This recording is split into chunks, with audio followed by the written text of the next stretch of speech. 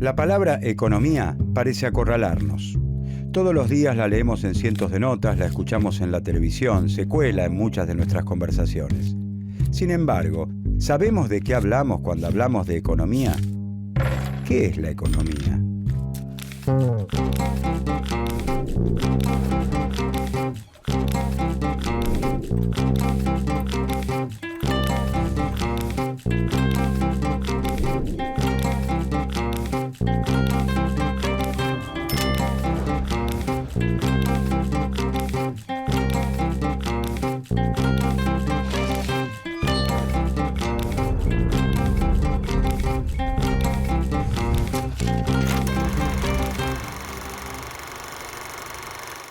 Ella es Mariela. Mariela decora en su casa los mates que ella misma vende en un puesto de la feria. Todas las mañanas carga su producción en el canasto de su bicicleta y pedalea las 35 cuadras que la separan de su puesto. Los mates que ella decora y vende son mercancías. Las mercancías forman parte de la economía. La decoración y la venta de los mates es su trabajo. La venta de sus mates le permite recuperar el dinero invertido y obtener un beneficio. El trabajo, la comercialización, el dinero, la inversión y el beneficio también forman parte de la economía. La bicicleta de Mariela es su medio de transporte. El transporte es materia de la economía porque traslada a los trabajadores las materias primas o las mercancías. Conecta a los fabricantes con los consumidores. Pero la bicicleta de Mariela es asimismo un bien en el que interviene el trabajo humano en sus diversas formas e incluso en distintas partes del mundo. Desde los trabajadores que fabrican los pedales, los que arman los cuadros, los neumáticos o los empleados que se encargan de comercializarla. La división del trabajo es objeto de estudio de la economía.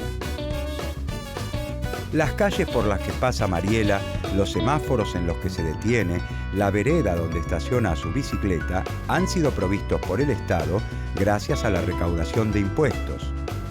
La recaudación, los impuestos, la inversión del Estado forman parte de la economía. Como vemos, el mundo de la economía es muy amplio. Pero entonces, ¿qué es la economía?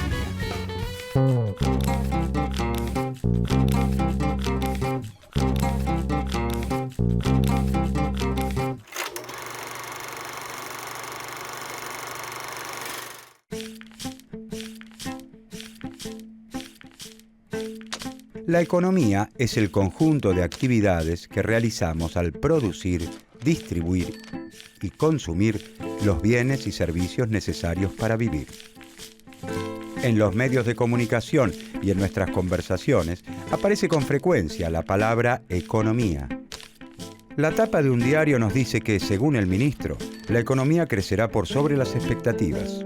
La radio afirma que la economía de Brasil es muy sólida. El panadero de la esquina condiciona la compra del nuevo horno a cómo vaya la economía. La palabra economía se refiere en estos casos a la economía nacional. Algunos de esos bienes y servicios necesarios para vivir se compran en el mercado y otros los provee gratuitamente el Estado gracias a la recaudación de impuestos. La economía nacional no está alejada de nuestra vida, sino que nos involucra siempre. Si, por ejemplo, el desempleo es alto, a muchos de nosotros se nos hará difícil conseguir trabajo, lo que implica que numerosas familias encontrarán dificultades para satisfacer sus necesidades más elementales: alimentarse, vestirse, comprar medicamentos y hasta útiles escolares.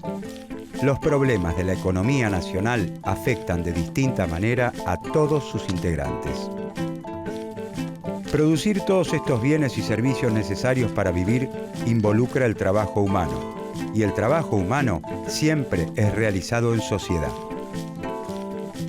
Hasta los bienes más simples que provienen directamente de la naturaleza necesitan la participación de manos humanas para poder ser consumidos por nosotros.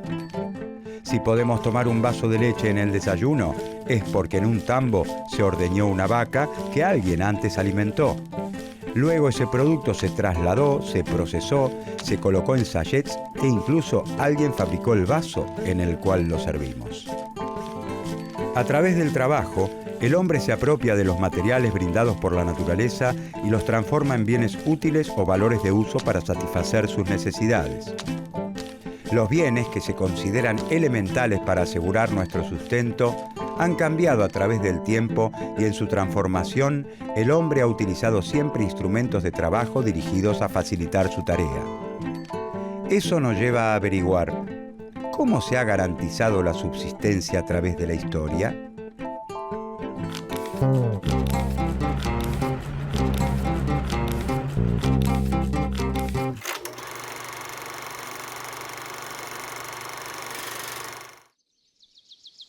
Con el correr del tiempo, algunos pueblos van aprendiendo distintas técnicas productivas que les permiten, entre otras cosas, criar ganado, sembrar y cosechar cereales, fabricar piezas de cerámica y otros utensilios necesarios para vivir.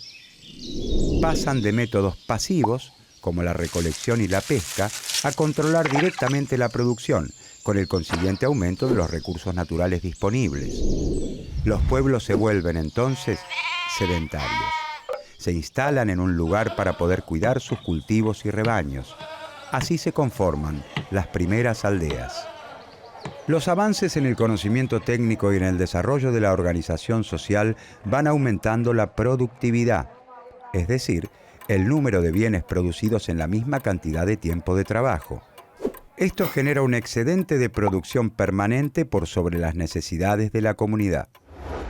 La aparición del excedente permite el desarrollo de las sociedades.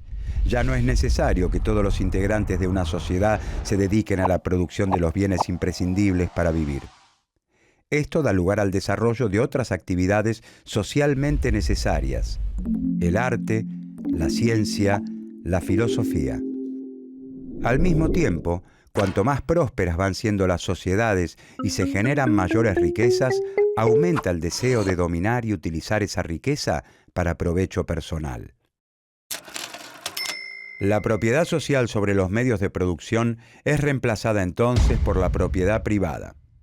El amo es dueño de la tierra y del esclavo, considerado un instrumento de trabajo, una herramienta más. Junto con el excedente aparecen las clases sociales. Este es uno de los grandes temas de la economía. Las clases sociales son grupos humanos. Cada uno de estos grupos en los que se divide la sociedad puede apropiarse del resultado del trabajo de otro de acuerdo al lugar que ocupa en el régimen de producción. La apropiación de la riqueza sobrante, del excedente, genera conflictos entre las clases sociales que se traducen en continuas luchas a lo largo de la historia. Obreros y capitalistas, señores y siervos, amos y esclavos. El grupo dominante busca reproducir las condiciones de vida vigentes, mientras que el grupo dominado lucha porque esa explotación se reduzca o desaparezca. Dependiendo de la clase social que tome las decisiones, este excedente podrá ser utilizado para construir pirámides, hacer la guerra, ser invertido en la creación de nuevas riquezas o para mejorar las condiciones de vida de las clases trabajadoras. Durante la época feudal, por ejemplo, la mayor parte del excedente es consumido en forma individual por las clases dominantes, los señores feudales, para sus lujos personales y no en forma productiva. En el sistema capitalista, en cambio, las empresas utilizan el excedente para renovar las máquinas, modernizar la empresa, adquirir materia prima y contratar trabajadores. A medida que las sociedades se tornan más complejas y las actividades productivas se diversifican, se profundiza la división del trabajo y el comercio. Algunos individuos se abocarán al trabajo de los metales, otros al del cuero o al del barro. Lo que antes era una disposición personal para tal o cual técnica se convierte en una especialización, en un oficio. Con la especialización, cada integrante de la sociedad satisface parte de sus necesidades con sus propios productos. Surge la necesidad de intercambiar los bienes que cada uno produce y le sobran por los que les sobran a los otros.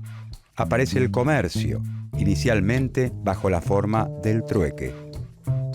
Pero esta forma tiene un inconveniente. Lo que una persona está dispuesta a intercambiar tiene que coincidir exactamente con lo que la otra quiere recibir y viceversa. El dinero resuelve este problema ya que es aceptado por todos. En un primer momento, la sal, los cueros o los camellos reemplazan el dinero como forma de pago. Con el tiempo se adoptan los metales preciosos, pero en la actualidad utilizamos el papel moneda. Rectángulos de papel con un número respaldados por un Estado soberano. ¿Por qué un billete de 100 pesos argentinos vale efectivamente 100 pesos argentinos y todos nosotros lo entregamos y recibimos considerando que efectivamente su valor es de 100 pesos? Porque así lo establece el Estado argentino, que al emitirlos les otorga respaldo. A nivel internacional, la moneda utilizada es el dólar. Al igual que el dinero emitido por cualquier otro Estado nacional, un billete de $100 vale $100 porque así lo establece el Estado estadounidense. Todos estos cambios en las técnicas de producción y en la forma en la que los hombres han intercambiado los bienes para satisfacer sus necesidades han ido transformando el mundo de las primeras formas de organización social y con él las preguntas que los pensadores de su tiempo se han hecho en relación con la naturaleza y la vida en sociedad.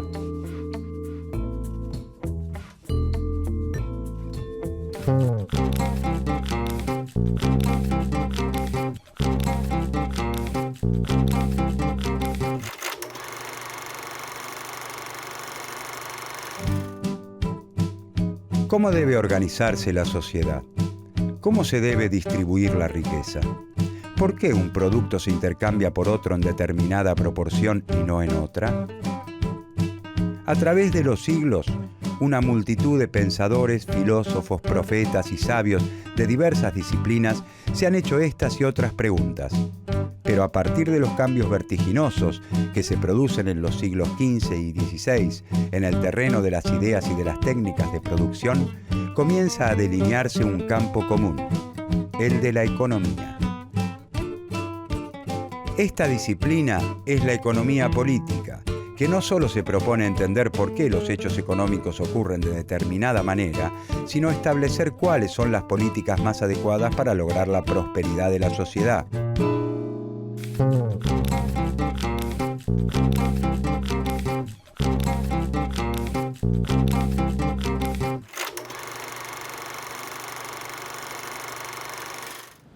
Una de las características distintivas de nuestra sociedad es que para obtener la mayor parte de los bienes debemos ir al mercado a conseguirlos pagando un precio. Cada vez son más los bienes y servicios que se compran y venden. Todo tiene precio. Actividades que antes estaban confinadas al ámbito doméstico, como la cocina o la limpieza y el orden del hogar, hoy se compran y se venden. Para el capitalismo, los productos del trabajo humano no son solo valores de uso o bienes útiles, sino también valores de cambio. Tienen un precio. Antes del régimen capitalista, la producción se guiaba por las necesidades de la sociedad. Así ocurre tanto en los pueblos, que recogen todavía su alimento, como en las que realizan actividades de agricultura y ganadería. El antiguo Egipto presenta rasgos económicos similares. Los reyes o sacerdotes, que centralizan los excedentes, los utilizan para satisfacer sus propias necesidades o las de la comunidad, no con la venta como destino principal. Son economías productoras de bienes útiles o valores de uso. La producción no se realiza con el objeto último de la venta. Es decir, los bienes no tienen en general la forma de mercancías. Responden a las decisiones de un faraón, rey o señor feudal que decide qué se produce, cómo se produce y cómo se distribuye lo producido de manera tal que se asegure la subsistencia de todos. A partir del capitalismo, la producción y distribución de bienes y servicios se organiza por medio del mercado. Como siempre ha ocurrido, y mucho más que antes, en el capitalismo todos necesitamos del trabajo de los otros para vivir. Nadie se encarga de fabricar su propia ropa, elaborar sus alimentos, ni darse clases de inglés a sí mismo.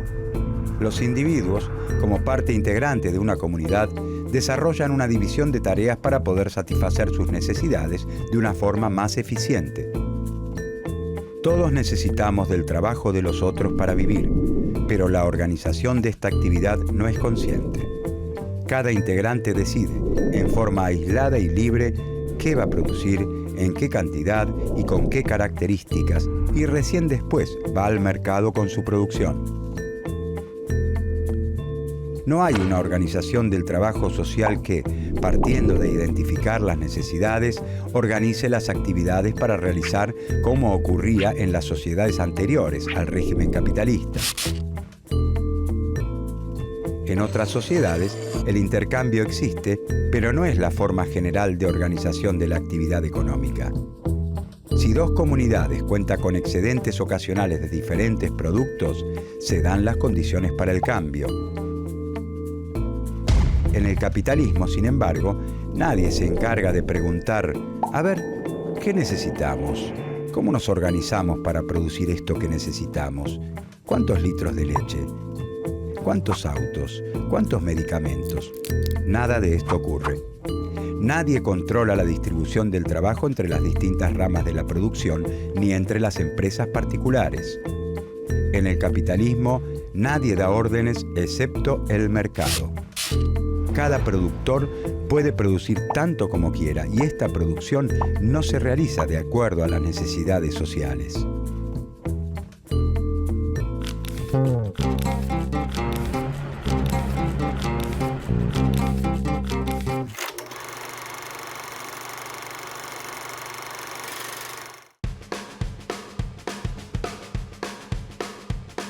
Mariela lleva al mercado los 12 mates que con mucho esmero decoró porque estima venderlos en el puesto de la feria.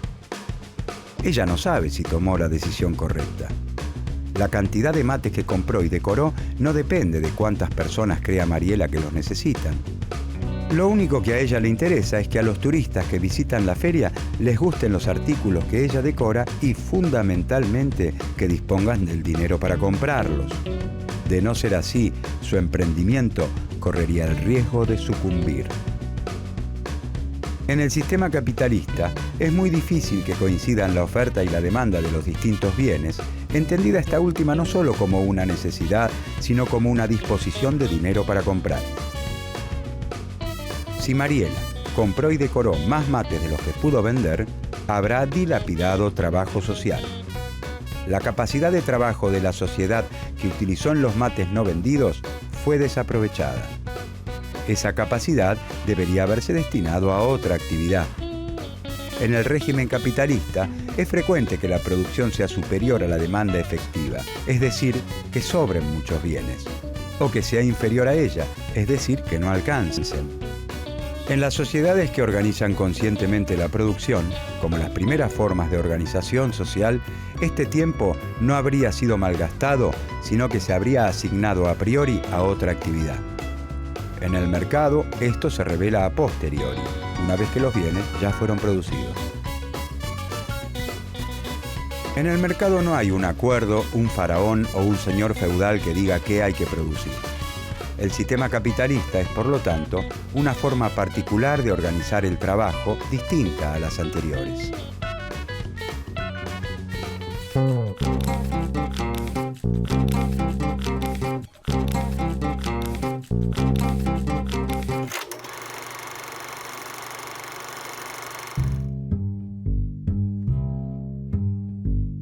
Pero entonces, ¿cómo funciona? ¿Cómo puede ser que un sistema en el que no se organiza cómo compatibilizar los recursos con las necesidades de la sociedad sea capaz de perdurar en el tiempo? Estas preguntas dieron inicio a la ciencia económica.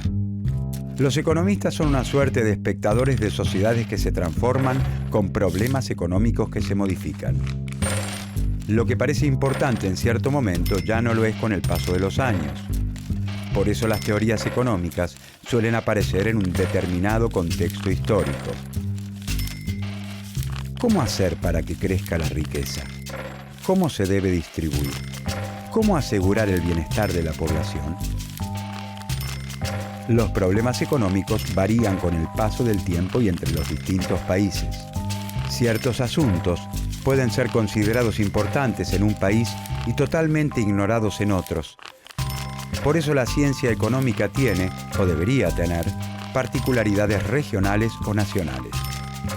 El desarrollo del pensamiento económico depende, en consecuencia, de la existencia de ciertos problemas que la realidad histórica plantea. Así como un médico necesita hacer un diagnóstico para poder curar a un enfermo, la ciencia económica estudia el funcionamiento de la economía de una región, un país o el mundo para estar en mejores condiciones de resolver sus problemas económicos.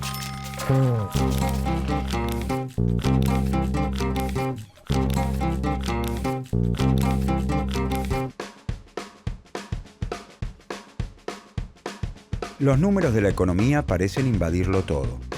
Sin embargo, la economía no tiene por objeto el estudio de los números. Utiliza la matemática como una herramienta, pero le interesan las relaciones sociales, porque la economía es una ciencia social, ya que las actividades de producción, distribución y consumo involucran relaciones entre los hombres y las mujeres que integran una sociedad.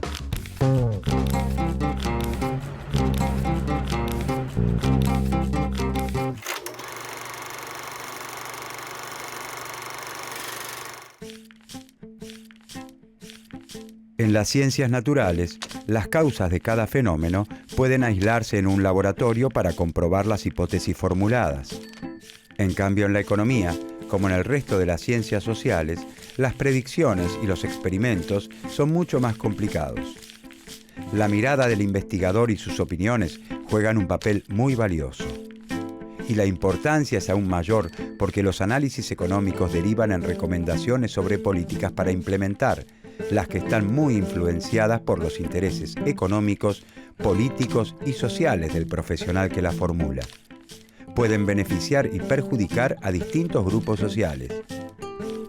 Por eso es muy difícil llegar a consensos entre los economistas acerca de métodos de análisis, diagnósticos y soluciones. Las opiniones sobre los impactos de una política siempre implican un juicio de valor que compromete la ética de quien las emite. En general, las opiniones de los economistas están en sintonía con las escuelas económicas a las que pertenecen. Las escuelas económicas son grupos de pensadores y de teorías que comparten una misma visión general de los hechos. Están lideradas por ciertos autores, consagrados como autoridades de la disciplina, cuyas contribuciones se transforman en punto de referencia obligado para sus discípulos. Cada escuela cuenta con un conjunto de rasgos distintivos y característicos y representa, en forma consciente o no, ciertos intereses. El pensamiento económico no evoluciona en el tiempo de manera lineal. Las nuevas teorías no reemplazan las anteriores, ni hay mejores teorías que desplacen otras peores. Muchas de las teorías económicas publicadas a lo largo de la historia podrían explicar los fenómenos económicos del presente. Por eso es tan valioso estudiar la historia del pensamiento económico, porque muchas de las ideas de los primeros investigadores están presentes con innovaciones y rechazos en las discusiones de hoy.